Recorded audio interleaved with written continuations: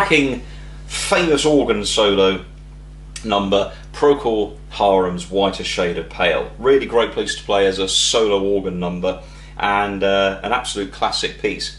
The walking bass that walks down there was actually taken from a popular classical music piece, but I thought I'd show you today on how to play this system of keyboard playing called on bass. Now you'll need to look in your keyboard owner's guide to find out how you select the on bass mode on your instrument.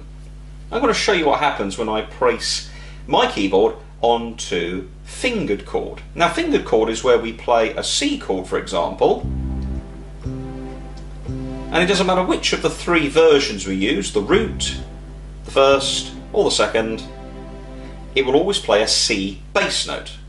If I play an F chord, look, it plays an F bass note. So fingered chords are great, but the thing is, what can make music sound really interesting, and this is one of the advantages organists have, is that we can play bass pedals. We can choose our bass note. I'm going to turn my keyboard now into fingered on bass mode. And what this will do is this. Here's my C chord, look, but instead of playing it here, G, C, E, which is kind of the standard organ, electronic organ keyboard version, I'm going to play C, E, G. And then I've got my C bass note. Have a listen to this with that organ ballad style that I had there. Now if I go to C chord with the E at the bottom, E, G, C, that's a first inversion chord, we're now going to get an E bass note. Have a listen. And here's the normal C chord, as we tend to call it, but this is actually second inversion. It's the second way that that C chord can be changed around. And here we've got the G in the bass.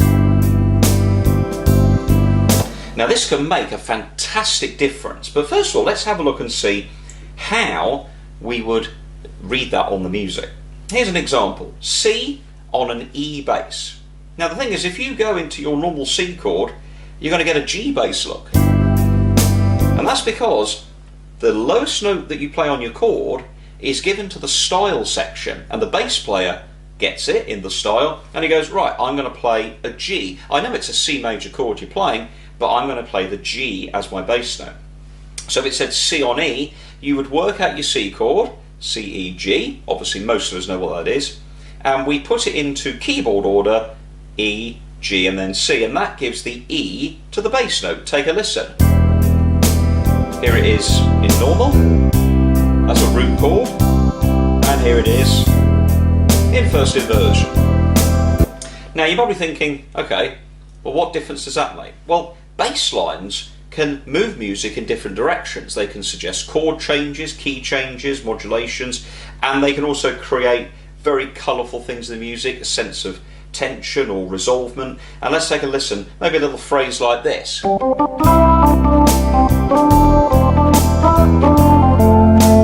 So notice what I did there. I went C, and then halfway through the bar I went to a different C chord, which made the bass play an E. So it's C chord on E, and then that stepped up, dum dum dum, to the F chord.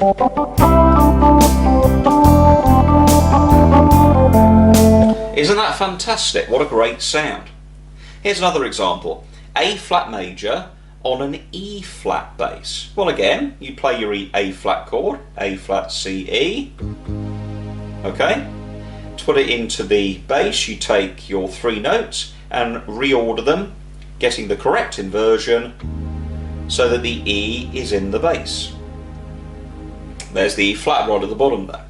Now I'm going to show you now how you can really make some big differences to your music, and we're going to go back to our Whiter Shade of Pale example, and I'm going to put on the screen now the chords of the song. Let's play them through. Here we go. So I'm going to start rather down here. I've actually moved my keyboard split point from F sharp. I've moved it a little bit higher to grab the G, and here's the first chord, C on a C note. So it's just a simple C chord, and you have to play that in what we call root position, and that's why we then get a C in the bass.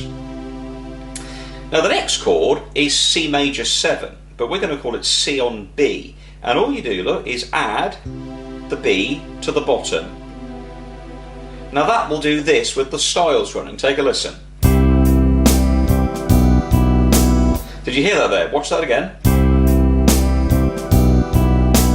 And you can hear the bass player is going, which is what he did in the song. Move then down to A minor, and then the next one is A minor 7, but we're going to call it A minor on G. Then you need to go to an F chord, F on E. Okay, so you see just adding the bass note below, and that creates the famous walking bass.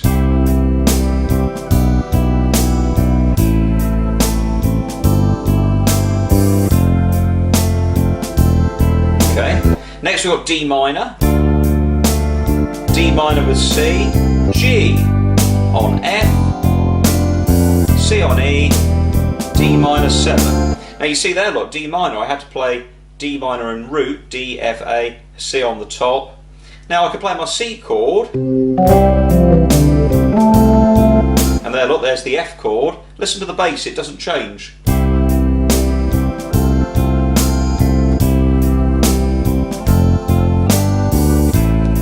A great system, and it allows keyboard players to basically, if you've played organ, which many of us have, many of us started on organ, if we are playing a keyboard, it allows us to get that kind of organ style. Let's play another song and show you how the on bass can really make some differences when you really get to learn your inversions.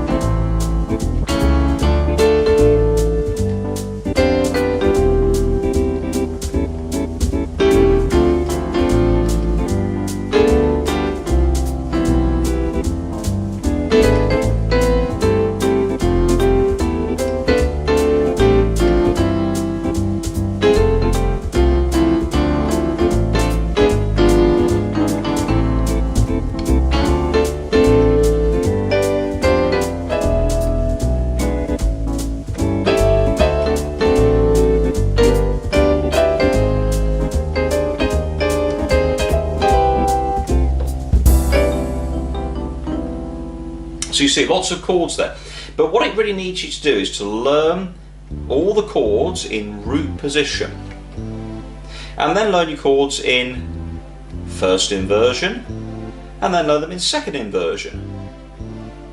So eventually you'll be able to jump around and try different inversions on that left hand, and actually then control your bass note using the on bass feature.